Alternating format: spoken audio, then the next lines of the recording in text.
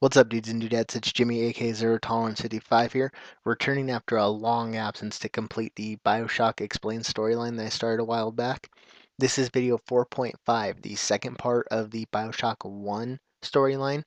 If you haven't seen the first part, or even if you haven't seen any of my videos, the links are in the description. I'm encouraging you guys, please check those out before you watch this, because you will be completely 100% screwed up and confused. But anyway, I feel like I've let you guys wait long enough, so here we go. When we last left off, Jack was leaving Fort Frolic to finally confront Andrew Ryan with the help of Atlas. Jack made his way into Festus, Rapture's power production facility. While there, Atlas informs Jack that Ryan has the genetic key to Rapture, which controls the entire city, and that if Jack can get his hands on it, they can escape to the surface together. Jack makes his way to Ryan's office but is stopped by a door locking electromagnetic defense mechanism. As he tries to find a way around it, he learns of a previous attempt on Ryan's life by a man named Kybers. Kybers was in the process of creating an EMP when he was killed, which Jack sets forth to finish. When finished, he detonates it and powers down Ryan's defenses. As Jack makes his way into Ryan's office, Ryan taunts both Jack and Atlas, saying that they will never stop him and never take control of his city. Ryan activates a destruct mechanism within Rapture, which begins a countdown to the destruction of the city. Atlas begins to panic and orders Jack into Ryan's control room just outside the office. There, Jack finds papers and newspaper clippings all over the wall, with Atlas's catchphrase, "Would you kindly," written all over him. Through inspection and audio logs he finds, it is revealed to Jack that he is the illegitimate son of Andrew Ryan and an exotic dancer named Jasmine Jolene. Jolene had gotten pregnant and sold him as an embryo to Fontaine Futuristics, where he was genetically engineered and enhanced by Dr. Yi Suchong and Bridget Tenenbaum. Jack was treated with growth acceleration, and psychologically conditioned to respond to the key phrase, "Would you kindly?" Stunned by this, Jack moves into Ryan's office where Ryan uses the phrase, "Would you kindly," to get Jack to do his bidding. He reveals to Jack that Jack has been a slave of Atlas the entire time, doing his bidding because of the activation phrase that Jack mistook for politeness. He tells Jack the important phrase, "A man chooses, a slave obeys," and then uses Atlas's key phrase to order Jack to kill him.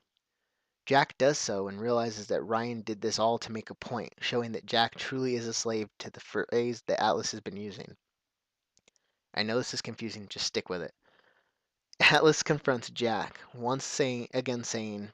contacts Jack, saying, "Would you kindly," and orders him to use the genetic key to stop the self-destruct, which Jack does so without hesitation.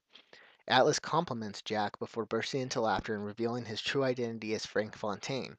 Fontaine reveals that Jack was born in Rapture 2 years prior to the events of the game, and aged quickly due to the growth acceleration that was administered to him as a child. He also reveals that Jack was sent to the surface to await activation from Fontaine. All of Jack's memories were implanted into his brain, and that when he was activated, he boarded a plane to return to Rapture. You see, Jack was the one that crashed the plane at the beginning of the game. The present in his lap at the beginning contained a gun in which he used to force the plane down into the water. All of this was done without Jack's knowledge, and he had no control over what he was doing, thanks to the brainwashing.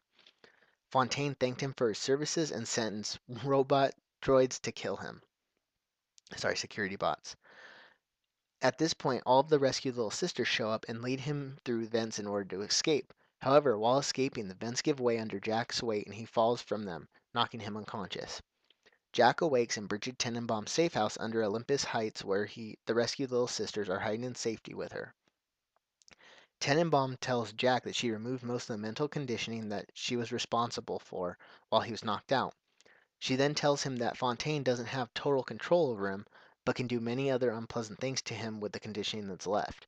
She sends Jack to explore Dr. Suchong's apartment, as he was responsible for the rest of the mental conditioning. On his way through the sewers, Fontaine contacts Jack and uses the activation phrase to tell him to kill himself, but when Jack doesn't do his bidding, Fontaine uses another phrase that Jack does respond to. Fontaine mutters the phrase "Code Yellow." Jack experiences a moment of intense pain, and Fontaine reveals that his heart is slowly shutting down, causing intense pain and eventual death. Jack makes his way to Suchong's apartment, where he finds an audio log explaining that there is an antidote to Jack's conditioning. With Tenenbaum's help, he finds both parts of the antidote and takes them, reversing the Code Yellow command and all other conditioning implemented in his mind. When Fontaine finds out that he has no control over Jack, he breaks into a rage and tells Jack that he shouldn't trust Tenenbaum because she has a history of betraying people. Following the acquirement of his freedom, Jack makes his way to Point Prometheus, also known as the Proving Grounds. Fontaine is sighted in the room outside the bathysphere chamber and taunts Jack. He challenges Jack to a duel if he can catch him, all while displaying immense strength and powers due to splicing. Fontaine then retreats through a door and destroys the control switch, making it impossible to be followed. Tenenbaum tells Jack that there is a way around and that a little sister would be needed to crawl through the vents to open the door from the other side. She then explains that the only way to gain the trust of the little sister is for them to believe he is a Big Daddy. With Tenenbaum's help, he finds a Big Daddy suit, gets doused in pheromones to make him smell like a Big Daddy, and even goes as far as having his voice surgically altered to sound like a Big Daddy. He then heads to the Proving Grounds where he protects the little sister as she collects Adam. She leads him through all the doors blocking his path, and eventually he arrives at the elevator that'll take him to Fontaine. Tenenbaum tells him to prepare for his largest battle yet and to keep the Adam extracting needle that he picked up from the little sister with him because he will need it to take down Fontaine. When Jack emerges from the elevator, he finds Fontaine strapped into a metal device with tubes pumping high volumes of Adam directly into his veins, and he is no longer recognizably human.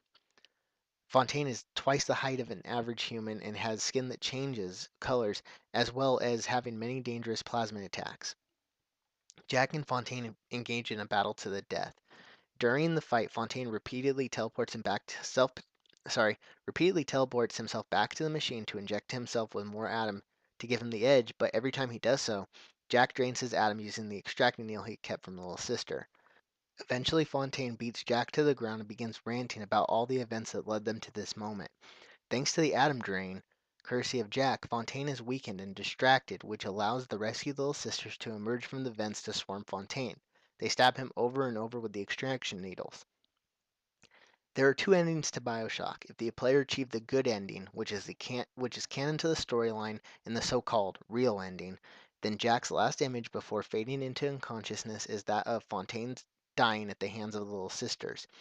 Tenenbaum then explains that Jack survived and took the little girls to the surface where he raised them as his own. He gives the girls the normal lives they never had, and Jack gets the family he never had as the girls grow up, learn, marry, and have children themselves, and everyone lives happily ever after. Now I'm going to give you guys a little bit of what would have happened if you chose the bad ending. It isn't the true storyline, but here we go. After the little sisters kill Fontaine, Tenenbaum begins narrating about how corrupt Jack has become as he snatches the closest little sister to him and harvests the Atom. The game ends with a submarine exploring the wreckage of a plane and its bathysphere pods surface.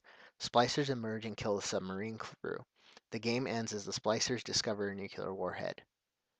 That's depressing and dark as hell.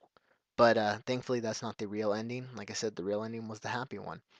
This is not the end of the BioShock storyline. There are more parts, and of course BioShock 2. And I'm gonna lay out in the next coming month or two the entire storyline up until Infinite. So stay tuned, you guys. I hope you enjoyed it. There is another one coming next week. So like I said, stay tuned. Thank you.